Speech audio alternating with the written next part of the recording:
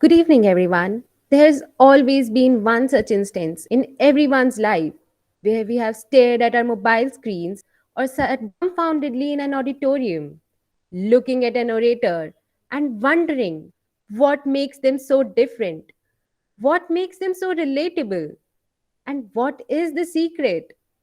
We have all experienced goosebumps on hearing Martin Luther King Jr. say, I have a dream, or hearing Jawaharlal Nehru say, at the stroke of midnight. We have all experienced goosebumps and we have all aspired to be as eloquent as Barack Obama or as articulate as Shashi Tharoor. Today, in an event organized by Sundarbans Oratory Club, we gather here to discuss exactly that. Today. So, fasten your seatbelts and get ready to discuss the breakdown of various exemplary speeches handpicked by the members of Oratory Club in today's event, Decode Talks. The sequence of the event will be we will be sequentially watching videos handpicked by the members, and the discussions will be initiated by the members themselves. We'll start with the first video.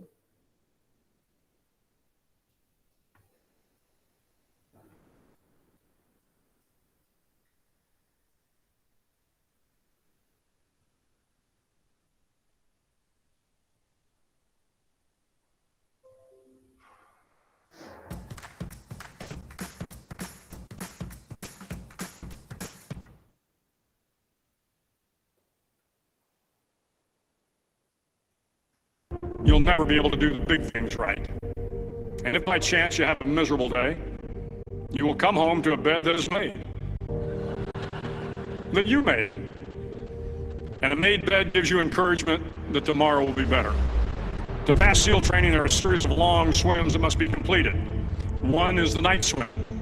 Before the swim, the instructors joyfully brief the students on all the species of sharks that inhabit the waters off San Clemente. They assure you, however, that no student has ever been eaten by a shark, at least not that they can remember. But you are also taught that if a shark begins to circle your position, stand your ground. Do not swim away. Do not act afraid. And if the shark, hungry for a midnight snack, darts toward you, then summons up all your strength and punch him in the snout, and he will turn and swim away. There are a lot of sharks in the world. If you hope to complete the swim, you will have to deal with them. So if you want to change the world, don't back down from the sharks. Over a few weeks of difficult training, my SEAL class, which started with 150 men, was down to just 42. There were now 6 boat crews of 7 men each. I was in the boat with the tall guys, but the best boat crew we had was made up of little guys, the Munchkin crew. No one was over 5'5". The Munchkin boat crew had 1 American Indian, 1 African American, 1 Polish American, 1 Greek American, 1 Italian American, and 2 tough kids from the Midwest. They out-paddled, outran, and outswam all the other boat crews. The big men in the other boat crews would always make good-natured fun of the tiny little flippers the Munchkins put on their tiny little feet prior to every swim. But somehow these little guys from every corner of the nation and the world always had the last laugh, going faster than everyone and reaching the shore long before the rest of us. SEAL training was a great equalizer.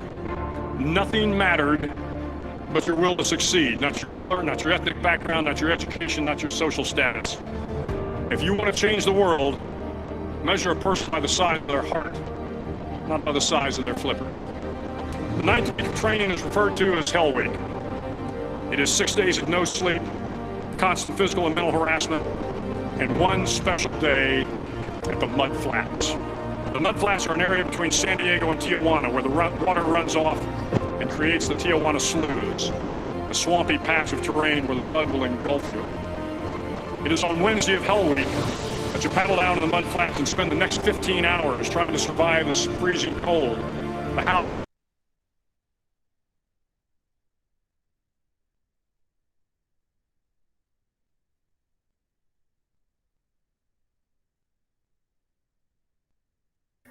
Guess the video freeze, so I will start presenting again. Did it freeze for everyone? Yes, it was freezed for me, but I don't know for someone else. It was freezed for me, surely. It was free for me also. So I'll present again, and if the problem persists, then we'll see what to do.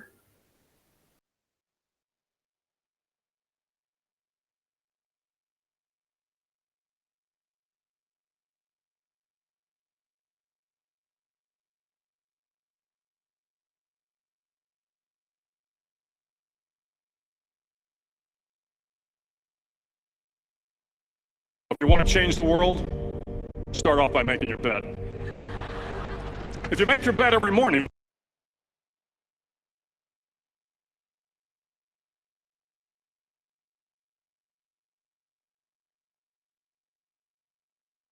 Is it visible now? Yes, it is. Yeah, let's start playing, and if it freezes, just tell me. you will have accomplished the first task of the day.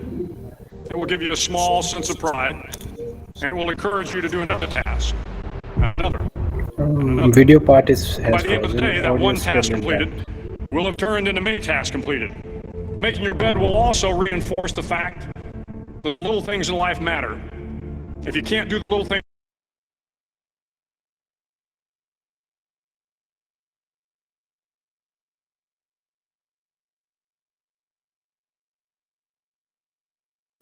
There's a problem with network.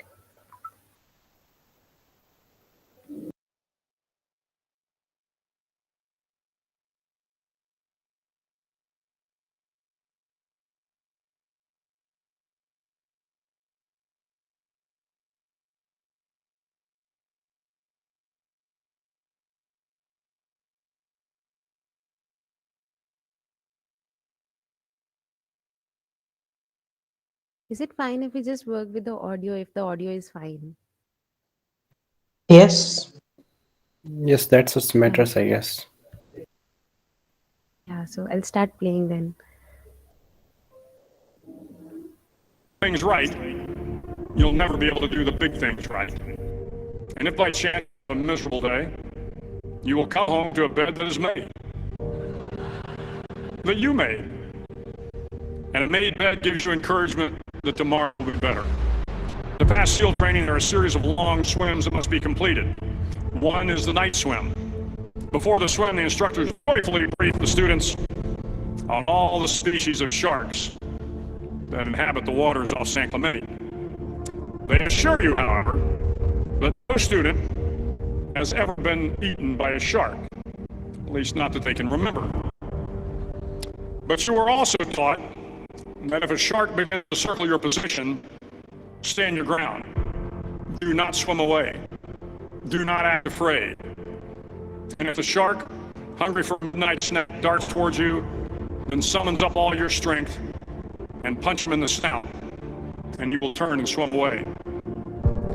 There are a lot of sharks in the world. If you hope to complete the swim, you will have to deal with it. So if you want to change the world, don't back down from the sharks. Over a few weeks of difficult training, my SEAL class, which started with 150 men, was down to just 42. There were now 6 boat crews of 7 men each. I was in the boat with the tall guys, but the best boat crew we had was made up of little guys, the Munchkin crew, we called them. No one was 4'5". The Munchkin boat crew had 1 American Indian, 1 African American, 1 Polish American, 1 Greek American, 1 Italian American, and 2 tough kids from the Midwest. They out-paddled, outran, and outswam all the other boat crews. The big men in the other boat crews would always make good-natured fun of the tiny little flippers the Munchkins put on their tiny little feet prior to. Sorry for stop presenting. Actually, Akashdeep will present his screen now because there's some network error at my end. So he'll be presenting the screen now.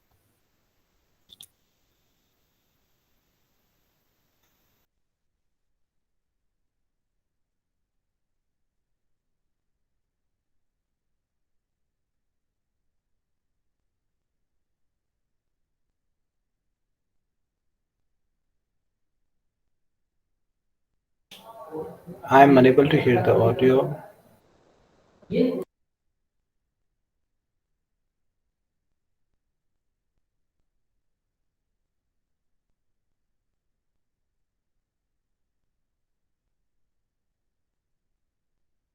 Just present a single tab, then the audio will be audible to all of us.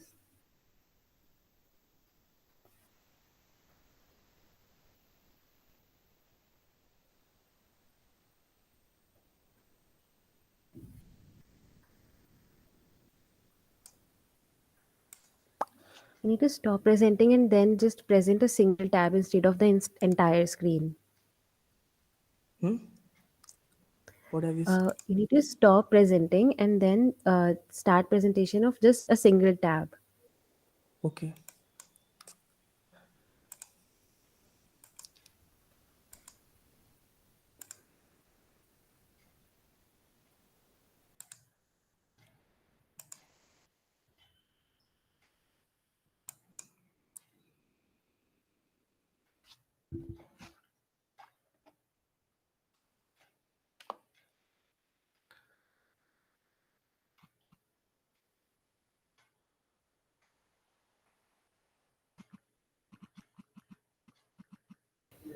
Akshadeep, there has to be option for tab share other than the screen share. It appears that you are doing a screen share of your screen.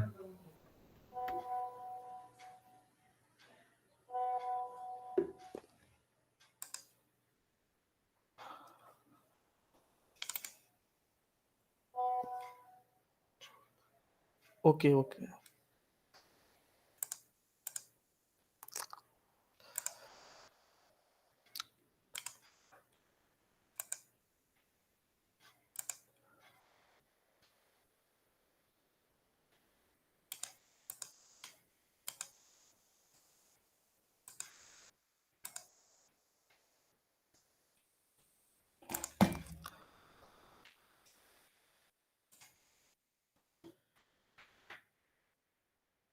Sorry for the inconvenience, everyone.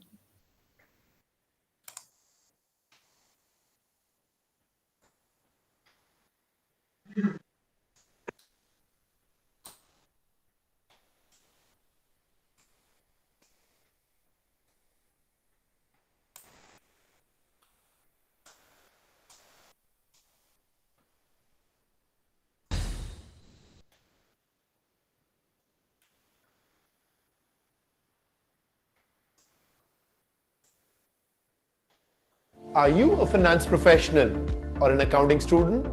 Yes, it is fine now. Not so sure. Thought that if a shark begins to circle your position, stand your ground. Do not swim away. Do not act afraid. And if the shark, hungry for a midnight snack, darts towards you, then summons up all your strength and punch him in the snout, and he will turn and swim away. There are a lot of sharks in the world. If you hope to complete the swim, you will have to deal with them. So if you want to change the world, don't back down from the sharks. Over a few weeks of difficult training, my SEAL class, which started with 150 men, was down to just 42. There were now 6 boat crews of 7 men each. I was in the boat with the tall guys, but the best boat crew we had was made up of the little guys, the Munchkin crew, we called them. No one was over 5'5". The Munchkin boat crew had 1 American Indian, 1 African American, 1 Polish American, 1 Greek American, 1 Italian American, and 2 tough kids from the Midwest. They out-paddled, outran, and outswam all the other boat crews.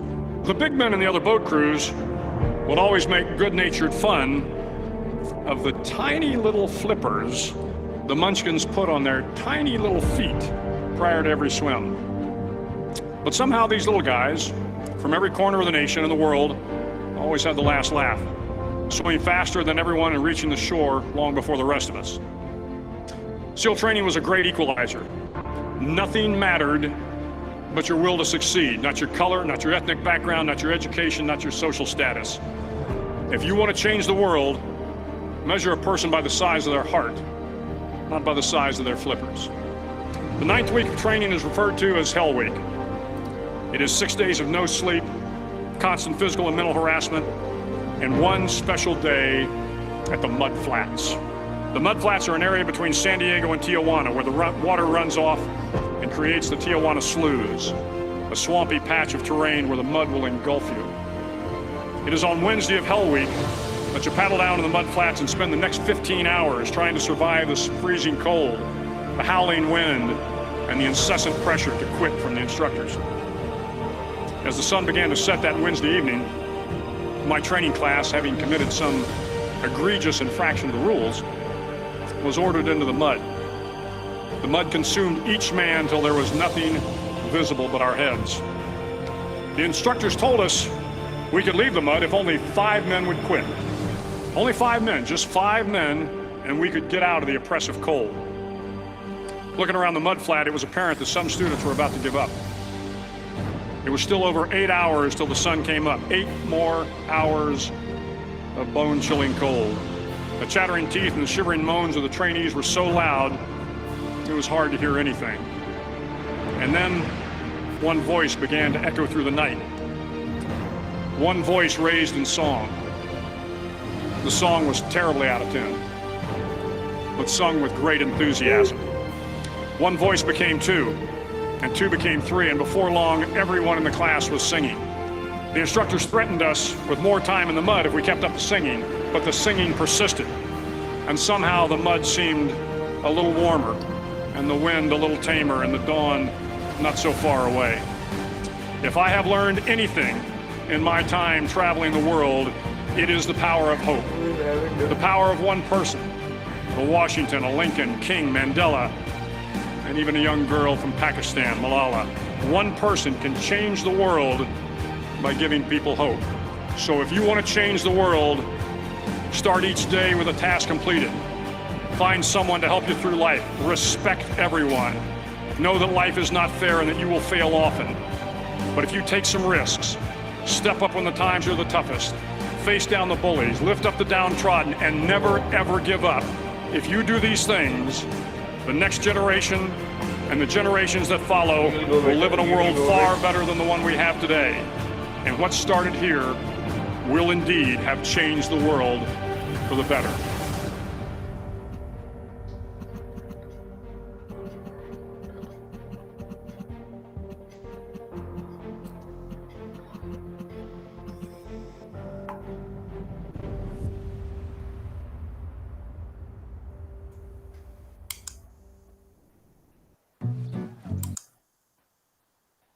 Yeah.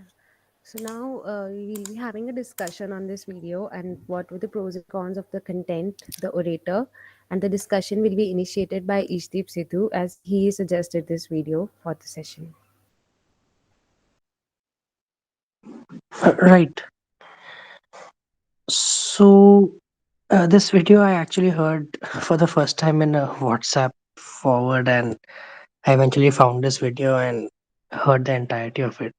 And it is something which which inspires me and which gives me hope when you go through a lot of things and then you have to continue and you have to keep working, and it does really help you to go forward in life. And yeah, a lot of those lessons which that person is given, they are actually valid and they actually do help you in life. So yes, to you can also apply them and learn from them, and it helps you keep moving forward.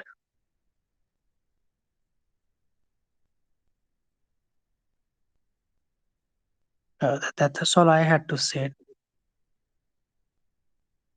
Yeah, so basically the crux of the video was motivation and also the way that guy spoke. There was not much body language involved in it, but still the words were so impactful that we all got inspired by it. Right. So anyone who wants to express their views on this can raise their hands.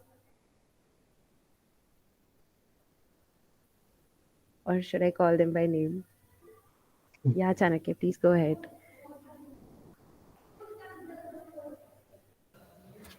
Yeah, so when I was in 10th class, I was in NCC, so I can relate to what he said, all about the training and experiences.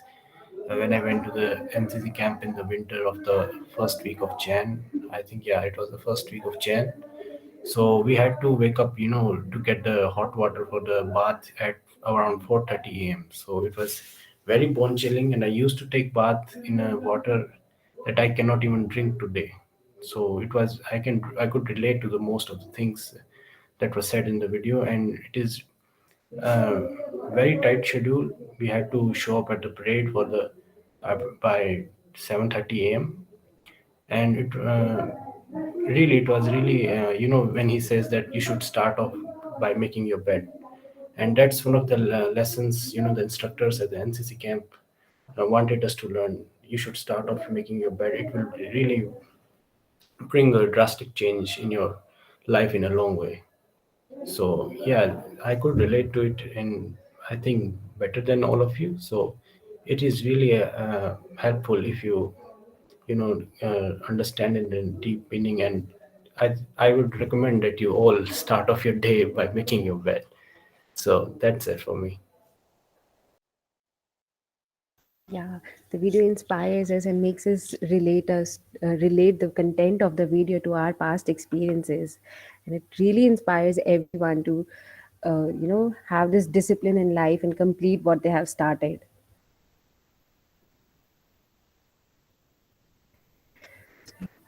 Kashdi, would you like to speak about it?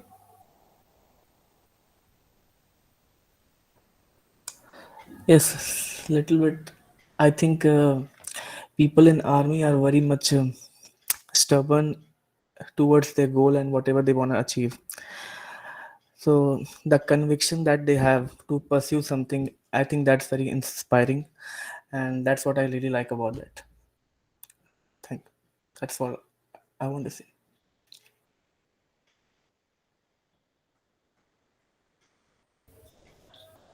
So I guess that's it about this, and we should move on for the next video. This is a video suggested by Celine Saji. She's not in the meeting today; she could not join. So we'll watch the video and then we'll discuss it.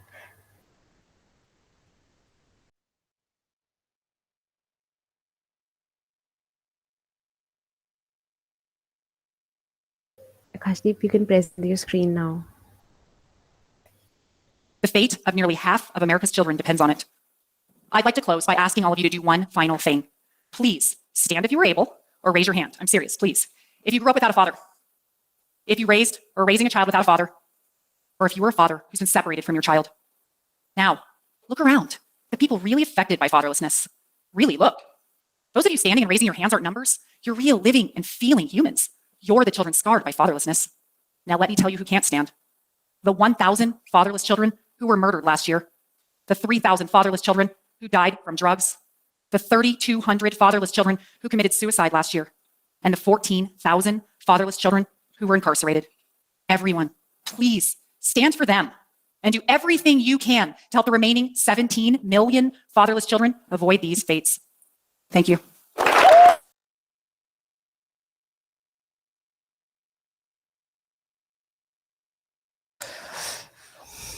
So anybody who would like to speak on this? Yeah. So when Celine suggested it to the group, uh, this video highlights many important points of oratory. For example, a lot of humor was incorporated in this video, and the body language and relatability of this video is also quite relevant. Since Celine is not here to initiate the discussion, if anyone would like to initiate it or anyone would like to speak about it, please raise your hands. I think the content of it was pretty much amazing because it's a problem of first world country, and today in India also in urban India the divorce rates are increasing from 1 to 8%, but it is very less, but still it's increasing. That we can only learn from it.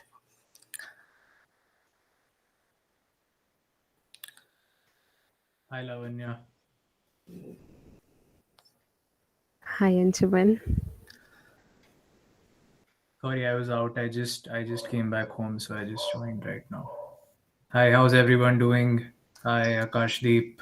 Akashdeep Hi. again. You joined from two accounts. Hi, Pushpinder. Hi, Aryan. Yes.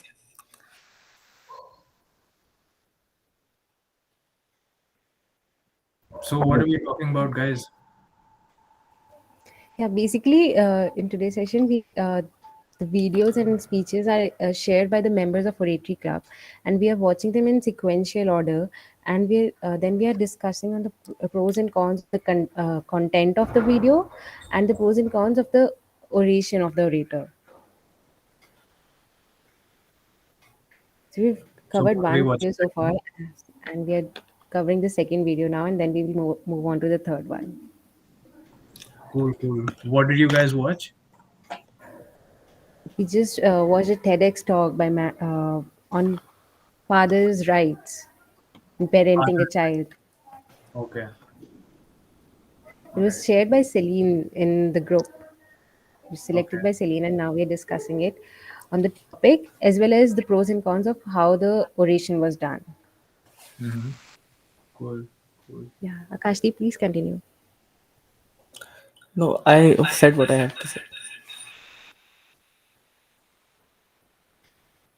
Yeah, the topic might be a bit irrelevant to the current context in our country, but overall, the oration and the way the speech was delivered was exemplary. There was a lot of parts where humor was incorporated in a very seamless way in the video, and also the relatability, how she related the content, which was comparatively not so normal in our society. She related it in a very seamless way to everyone in in that audience.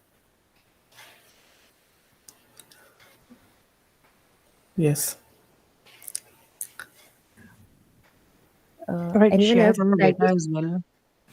Yeah, Vishnu, please speak. Yeah, she added a lot of data as well, and that really helps people connect to that. Yeah, it makes us realize that the research part is very important, and without facts, you cannot back your speech without facts, right? So that is also a very important part of speech. Right.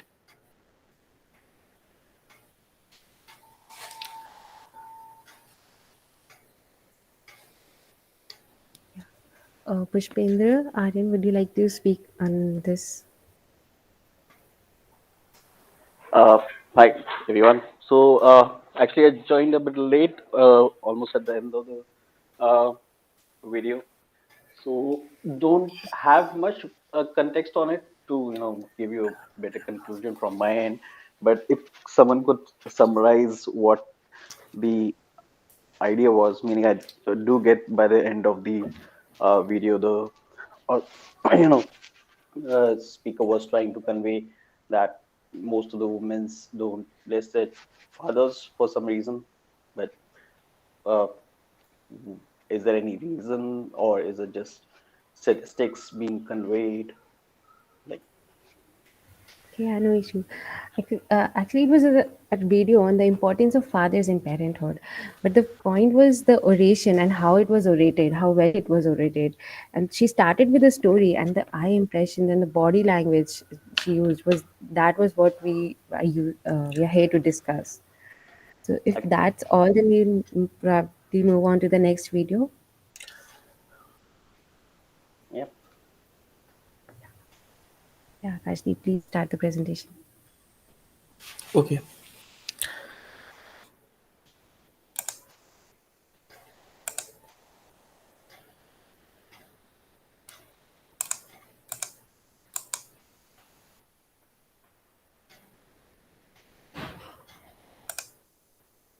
Law of attraction can create amazing results for people, and everybody knows that. But the sad part is a lot of people are using law of attraction in the wrong way.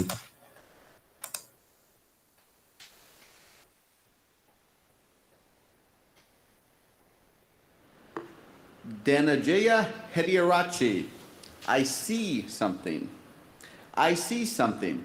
Dhananjaya Hediarachi.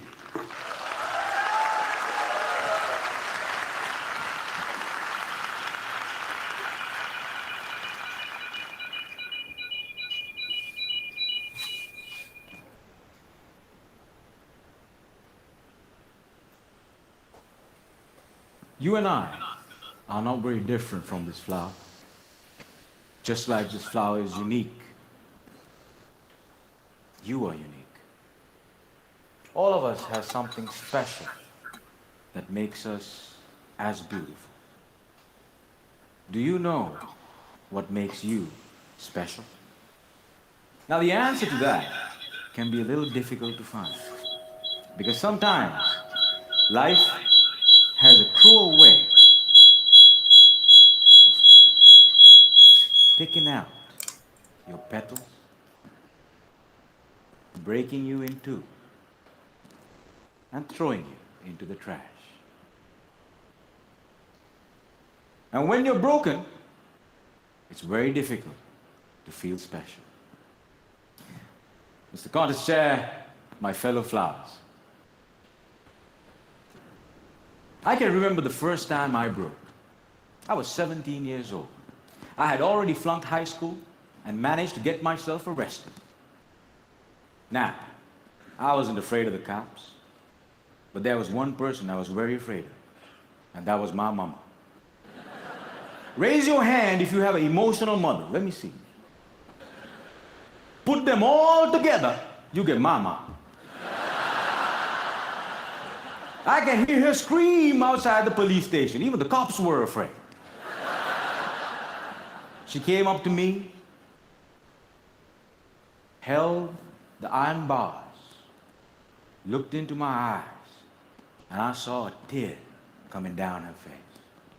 Now, I've seen my mama cry before, but mothers cry 3 types of tears. Tears of joy, tears of sorrow, and tears of shame. And when a son sees a mother cry tears of shame, that's a life-changing moment. She looked at me and said, "Son, I want you to be a better man." That night, when I drove home, my dad was waiting for me at home. Now, my dad is a cool dad. Raise your hand if you have a cool dad. Put them all together, you get my dad. My dad came up to me and said, "Son, it's okay. You flunked your exams. You already got arrested. That's fine. You get that from your mother's side. I want you to start working immediately." And I said, "Okay." So my dad took me to meet one of his friends called Sam. Now, Sam was an accountant who had an accounting firm and had generously decided to make me his personal assistant. And there he was. He looked like a teddy bear. But this man was special. I looked at him, and he looked at me. And then he said the most amazing thing. He said, "Son, I see something in you, but I don't know what it is. If you decide to work with me, I can help you find that something." And I was like, "Whoa, that's the first time in my whole life somebody has ever told they see something in me." And I started working for Sam. And every day after work, he used to tell me stories about the world, about history, about culture, about philosophy. And it was much more interesting than what I learned in school. And I discovered I can dream. And I started dreaming, ladies and gentlemen. After 1 year, I went back into high school, completed my exams, and went into college. After successfully completing college, I found a great girl, but not a job. I didn't know what I wanted to do with my life. Have you ever had that problem? And when you're lost, it's difficult to feel special. So I went back to my cool dad. And I said, "Dad, I feel lost." He said, "You are like your mother." So my dad introduced me to this strange club that had a strange name, with strange people talking. On the first meeting, they told me to do something called a table topic. I aced it. But while I was speaking, I see a strange man seated in the back row, humble, simple, the unfailing quality of kindness in his eyes. As soon as I finished, he walked up to me, looked me dead straight in the eye, and said, "Son, I see something in you, but I don't know what it is. If you come here twice a month, maybe we can find that something." And ladies and gentlemen, I discovered I could speak, and I love speaking.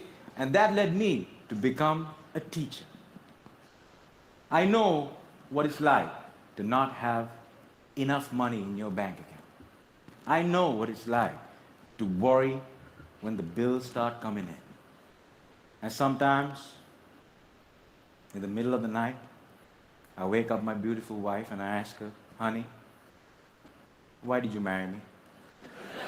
She says, "I saw something in you.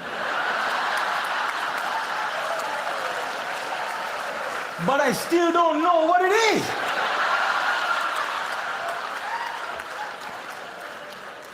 Ladies and gentlemen, today I'm a dreamer, I'm a speaker, and I learned the unfailing quality of unconditional love from my wife.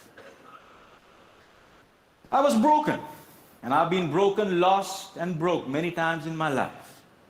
But the people in my life were able to reach into the trash can and make me whole again.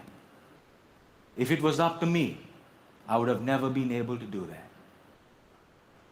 And this is why, if you have great people in your life, no matter how broke, how lost, or how broken you become, they can piece you back together. Ladies and gentlemen, when I look at you, I see something in you. But I don't know what it is. Over to you.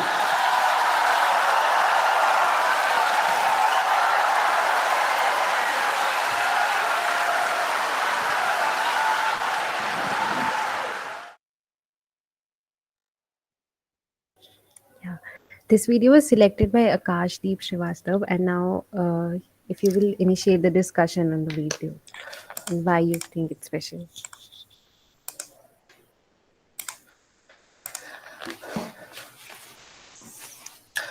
I think because I saw something in it.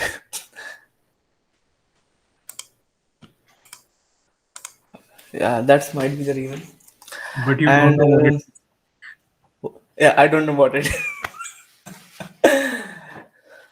So, so it's a simple question that I will ask: that what is the number one quality that any public speaker should have?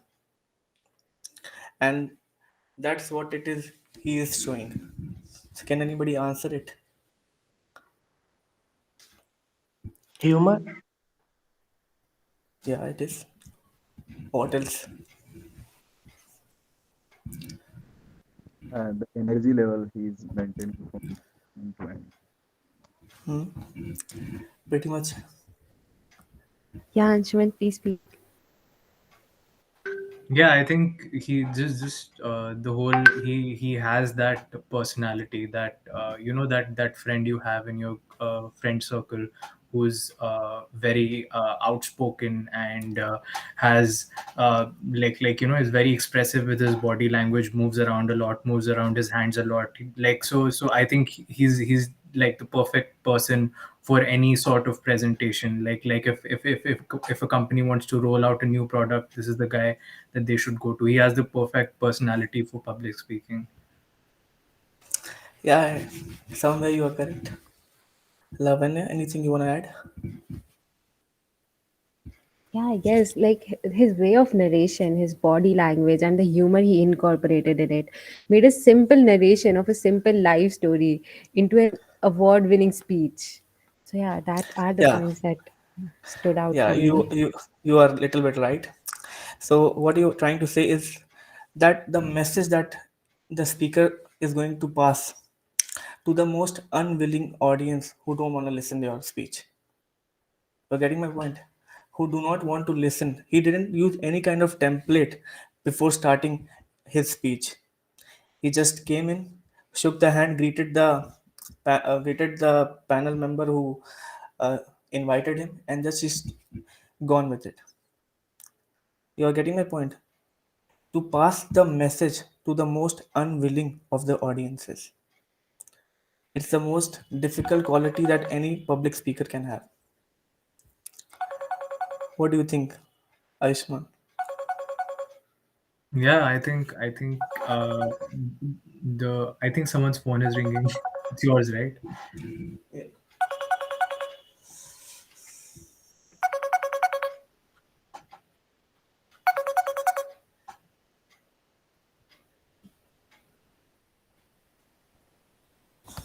Okay. Yeah, I think just in general, just having humor allows you to capture people's attention, and yeah, like even if people don't agree with you, they'll at least through humor you have their attention. And I think also like we're living in times of overabundance where there are too many companies, people trying to get market share of your time of the day. Like too many content creators, too many apps are trying to draw your attention. And again, if you have either you provide something of value or you're making them smile, that always grabs attention. Hmm. See, it's a toastmaster. Okay, it's a speech from.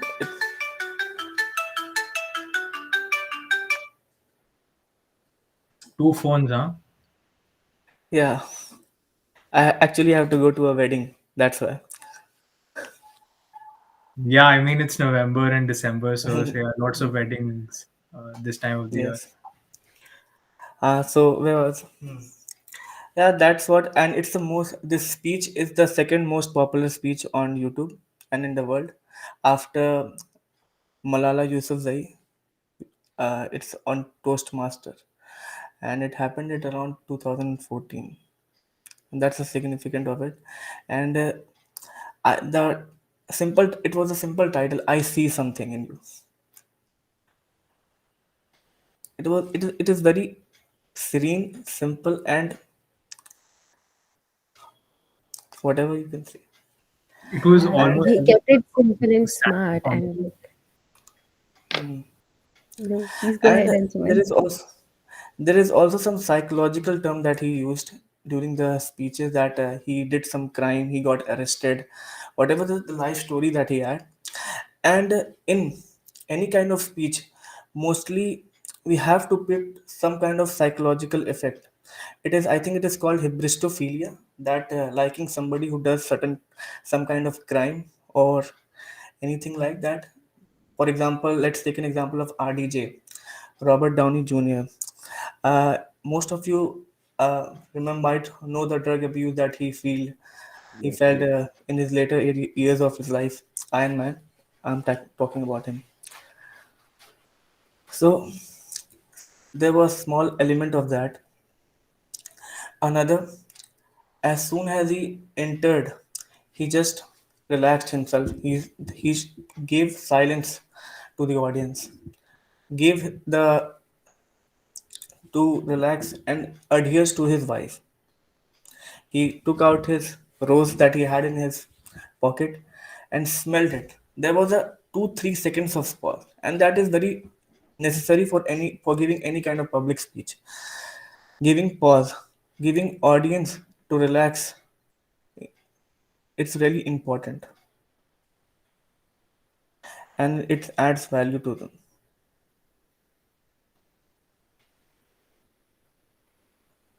Right. And body language was another thing. And after this speech got popular, he also released his video about what things that he used in his um, speech.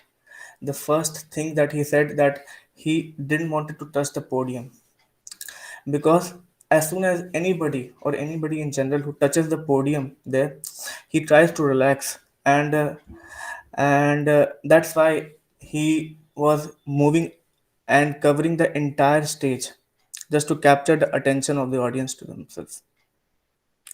I think that is uh, very good to learn and imbibe that thing to ourselves also. and that's it. If in Yeah. India, if we choose, do yeah, you were saying something. Yeah, the overall speech was very nice, and the build up and the narration of that speech was the highlights of the speech. So, if everyone is done with their points, or Pushpendra, would you like to speak something? Uh, uh, Not particularly, but it felt more like a stand-up comedy presentation rather than any other presentation. Yeah, meaning the uh, presenter did have the quality of showcasing his confidence with his movements were very swift in the sense that they were not hurried towards the stage. Many uh, presenters do that. It showed very calm nature on his part. Uh, the Yeah, it felt like a more like a comedy because there was a callback kind of uh, with regards to sorry, uh, there was a call.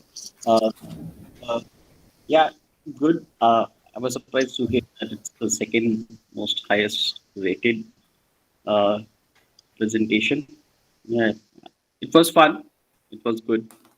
Uh, uh, I think as a speaker of any you know in in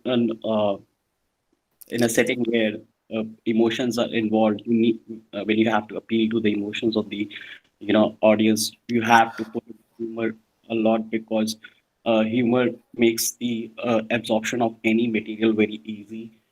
You find it very relatable because you even in your current state you might have gone through such not exactly the same incidences but somewhat similar, and the way you find peace in those worst nightmares of yours right now is by seeing the humor in it, how you uh, overcome that, and what stupid things that you have done in your life, and try to reflect to your younger generation or to your friends. That is good.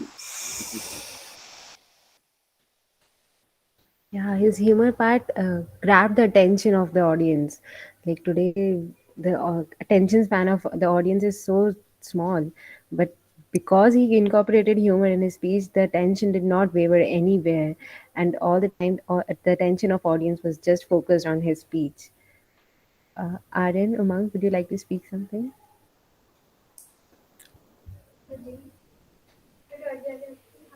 For me, it was Okay, if that's all, then we will move on to the next video.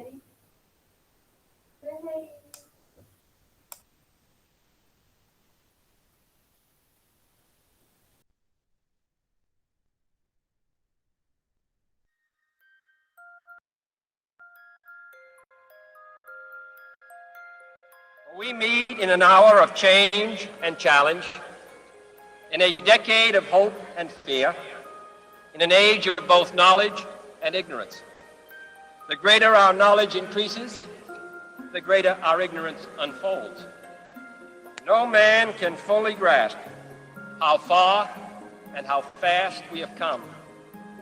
But condense, if you will, the 50,000 years of man's recorded history in a time span of but a half a century.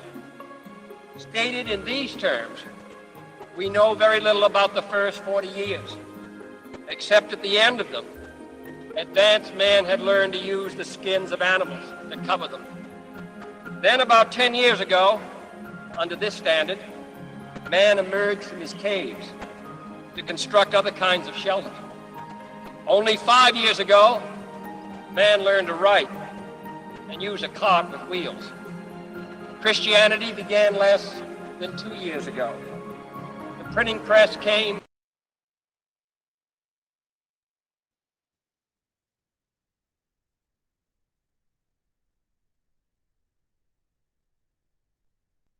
Akash, I think you stopped presenting.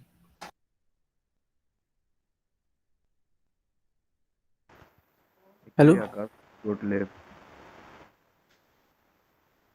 Yes, yes, Akash.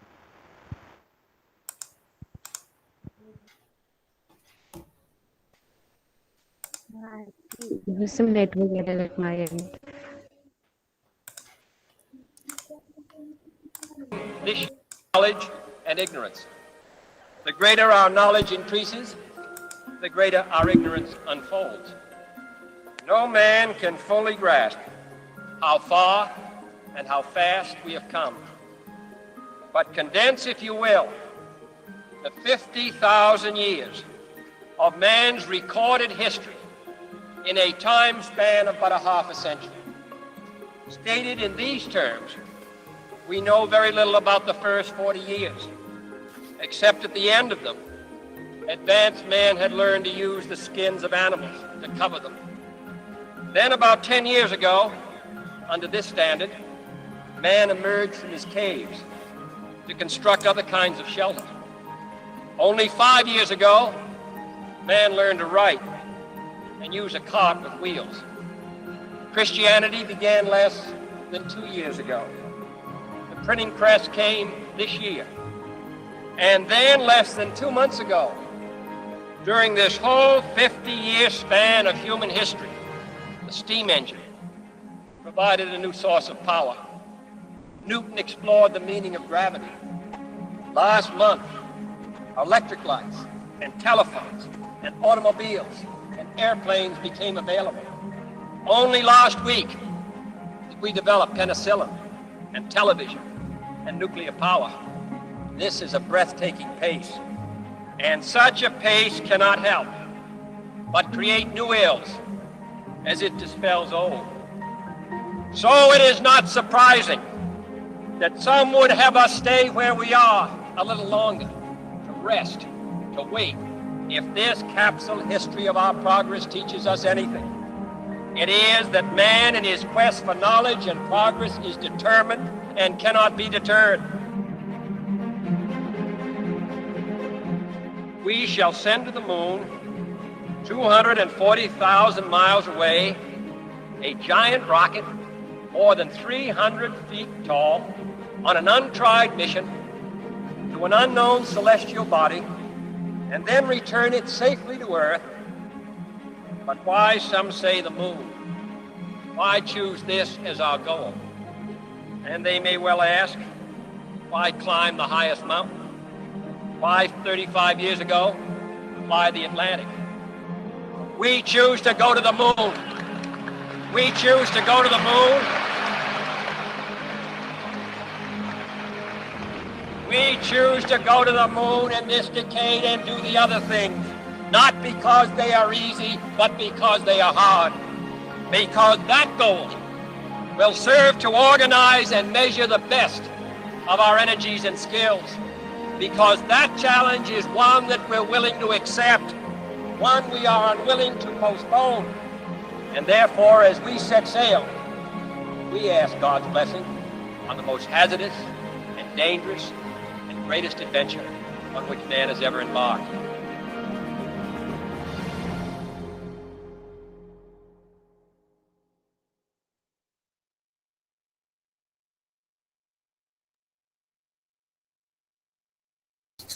Yeah.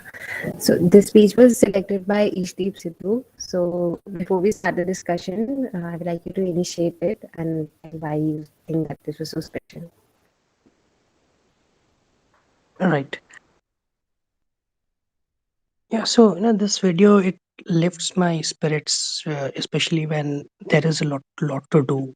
When things seem impossible, and it teaches us that no matter what, you have to choose yourself to do the most difficult things there are to do in your life. You can't just run away, and you have to face the odds. You have to face the challenges, and you have to think around your problems, for solutions, not for just crying and running away from things, saying it's too difficult to do. We have to do them to have progress in our lives, and even if you want to make an impact on this world.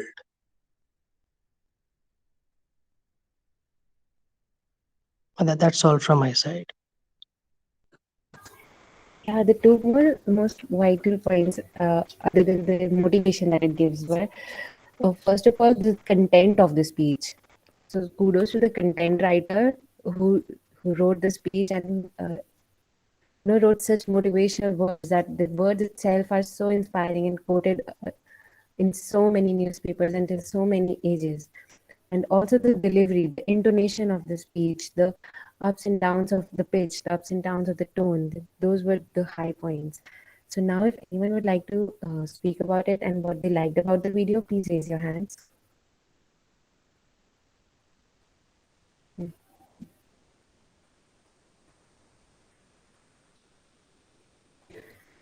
Yes, Pushpendra, please go ahead.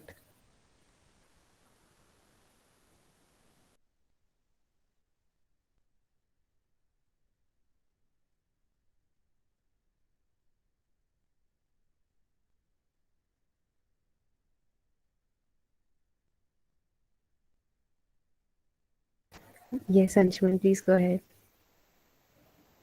Yeah, I mean, the speech is really iconic.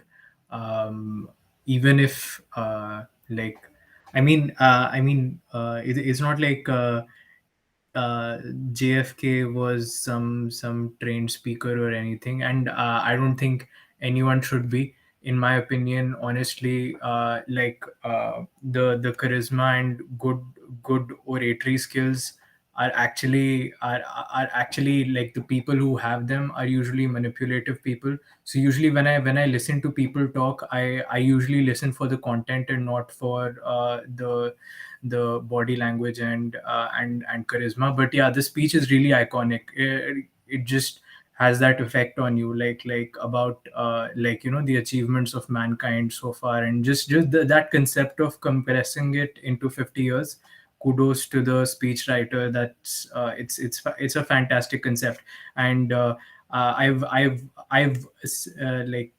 heard people reference it before, and it's truly amazing. Like the way he was talking about, like 2 months ago we got the printing press, and 1 month ago we got lights, automobiles, airplanes. That I mean, like mankind has come really far in the 50,000 years that he mentioned. So yeah, it's pretty amazing. Like, and also going to the moon, that is something like throughout history, man has looked up at the sky at night and wondered what's out there.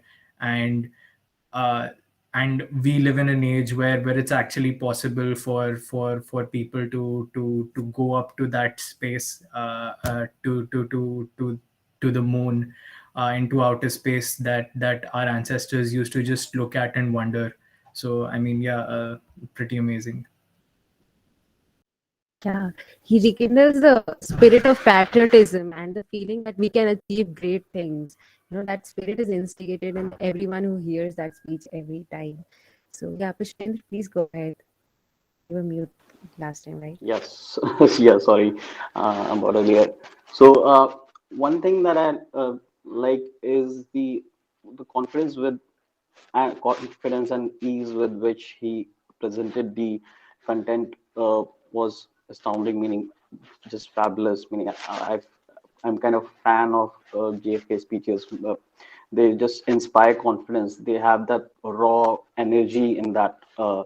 In the content itself, and the way he delivers, the way he speaks, and stresses there where it's needed is so to the perfect. It's amazing, and the content itself was very intriguing in terms of uh, if you want to give out the entire history of humankind, it's nearly impossible. But the idea of just condensing it to a half a century, and getting to the basics of it, just instead of going over you know every era and all that, it was just amazing. And closing the argument with that, as humans, as a human species, we are uh, always driven by challenges. This is what has caused us to survive in these difficult conditions. And and one of the factors that we all just what uh, earlier was also highlighted, that space has always been a curious entity for us, and exploring that, it the way people, the Americans, enjoyed that part where they achieve something impossible was amazing, and it gives you an idea of what actually patriotism, what you just mentioned, feels like. Uh, uh, just like what we felt during the Mangalaya mission as well. Uh, it's just amazing.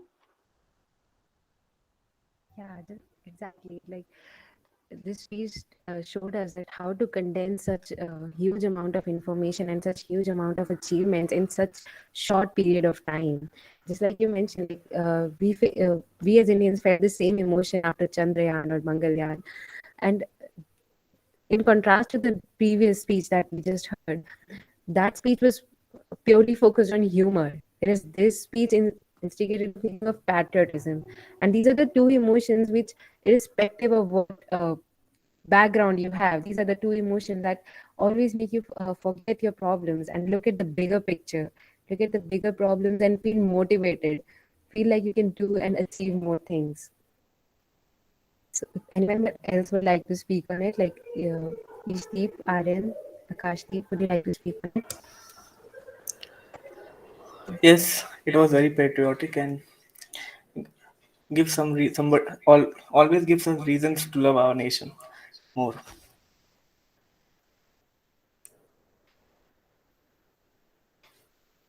Yes. So we all have our own personal Everests, and we have to climb them, and we have to do things which we will always find difficult. Yes, exactly. And this is the message that we all got from the speech. And thanks to the great speech writing and to the great delivery of that speech. So if that's all for this speech, we'll move to the last last speech of this session. Is a valedictorian speech. So Ashdeep, please present your screen.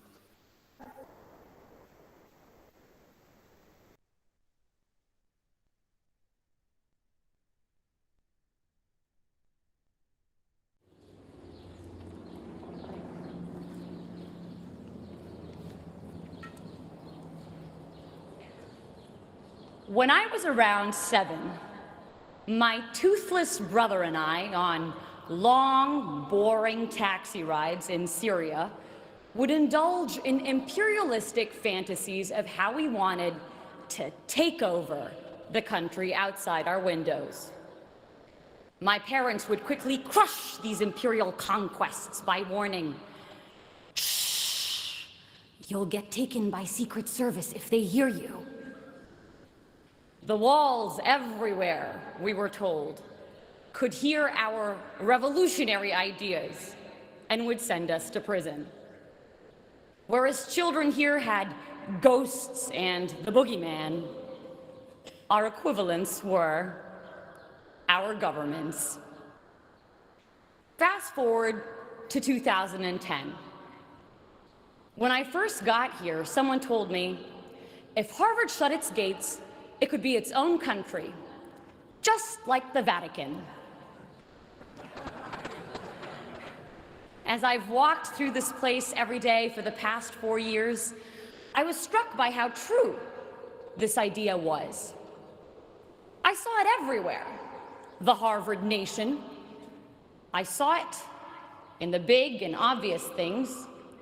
We had our own version of the Statue of Liberty, the John Harvard statue, our own embassies, the Harvard clubs of Boston and London, a tax collection agency, the Harvard Alumni Association,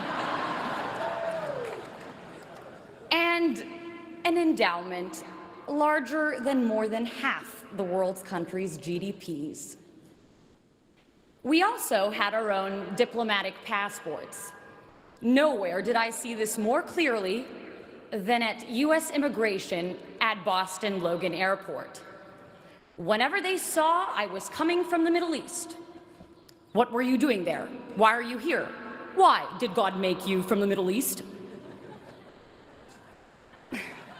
But I made sure I dressed like our overly proud Harvard dads, with Harvard hat, Harvard shirt, Harvard shorts, and Harvard underwear. And as soon as they saw I was a citizen of Harvard, Oh, you go to Harvard. Surely you must not be a national security threat. Welcome to America. And suddenly, all the gates to the American dream opened wide. I saw it everywhere, this Harvard nation, but I saw it not just in the hard structures, but more importantly, in its invisible institutions, the invisible scaffolds around and undergirding the hard institutions. I saw it in the quarreling columns of the Crimson newspaper, its kung fu fights of ideas and lively student debates, with the potency to propel policy changes by the next morning's print. I saw it in our cluttered bulletin boards, bustling with life, with announcements of student-led conferences, Broadway-worthy shows, and dorm room projects turned world's next Facebook, smothering each other for our cursory glimpse. A trivial detail, these cluttered boards that often slip notice. But where some saw papers, I saw passions, purpose, creativity. I saw a heartbeat of civic community's vivacity. My parents' countries were places where institutional dysfunction killed off this social dynamism and vibrant productivity, and so I felt acutely here the value of civil society and living, breathing institutions. My time here would give me a working model of a better world. Not only that, but that sense of empowerment to initiate change. You see, with those spying walls still lurking in my memory that constrained the little Napoleons in my brother and me, you might imagine my shock when, in one of my first classes here, I suddenly found myself debating a president. So it's the 1990s. Our negotiations class professor set the stage. A war is about to break out between Ecuador and Peru. How will you stop it? I raised my hand to respond. Wait, Professor Shapiro stopped me. Tell the president what to do. And in walked the Ecuadorian president. In bringing the president to me, in having me speak to and question a shaper of history and experience the value he saw in my view, Harvard would make me feel I too could be him. I too had the power to shape history and not just be passively shaped by it. That sense of infinite possibility we have as children to think big and conquer great things was returned to me here. A less despotic version of it. But what seemed intractable problems of the world became opportunities for me, for us, to change things. You know, when I first got here, my name was Sarah. After Harvard, it would become, hey, Harvard! With people stuffing 378 years, 5,000 acres of real estate, the entirety of Widener Library, and 32 heads of state, all into my 5'6" self. Ridiculous as it is, there's a strange reality to it. Arab-American author Renda Jarrar pictures inhabiting a new place as running barefoot, the skin of our feet collecting sand and seeds and rocks and grass until we had shoes made of everything we picked up as we ran. And running through Harvard Yard over the past 4 years, the skin of our feet collecting a world of experiences. We each become this place in a strange way. Each of us picking up bits of people and history and ideas that changed the way we saw the world. Accumulations I hope we will continue to wear on our souls and leave a footprint of all the best we took from Harvard Yard on our new destinations. And that's why I am hopeful for the future. I am hopeful because of my dining hall dinners spent marveling at friends who, while their countries wage bloody war against each other, are able to carry out civil conversation and build generative projects together. I am hopeful because of the founding mothers and founding fathers of revolutionary ideas like these being launched into the world, who will make of its institutions, its constitutions, its hospitals, its art houses, something better. We hear a lot in the news about an Arab Spring. This graduation is sending 6,000 revolutions into the world, and the 6,000 revolutions graduating as part of the class of 2014. If we take those revolutions, those great ideas sparked behind Chipotle burritos and Starbucks coffee cups in our version of Tahrir Square, Harvard Square, out with us into the real world, into the real Tahrir Squares, and make something of them. Revolutions not in arms, but in minds, more powerful and permanent and pervasive. For this isn't a Ukrainian revolution or an Arab Spring, but a global revolution. This is the Harvard Spring of 2014. This is the Harvard Spring.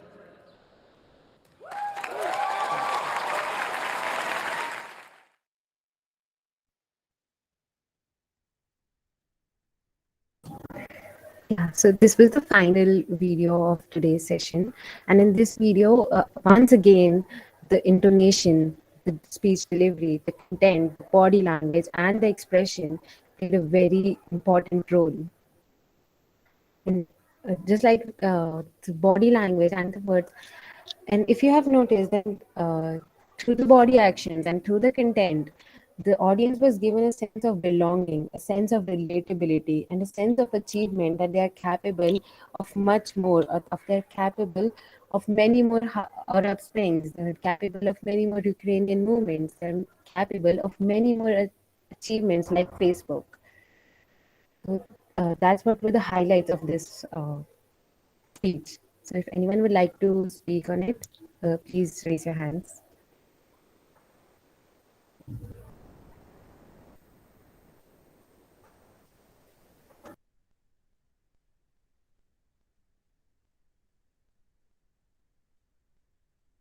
Yes, Pushpinder, please go ahead. Yeah, so there's just one thing that I wanted to point out is the fact that as a speaker, it's very easy to, feel a little offbeat when you expect laugh from the audience, but you don't. There were some instances that I felt there was this case, but the way she carried herself and the confidence with which she carried herself during the entire duration of the speech was nice, and something that everyone as a speaker should have, because not every audience is not every audience that you get to interface with is going to be that responsive almost every time. So that was something good.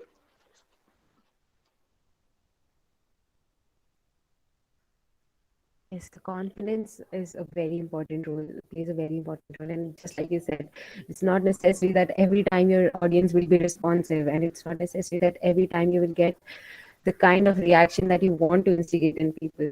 And still, when you choose to go on and when you choose to go on with so much confidence, that's what makes the whole difference. If anyone else would like to speak.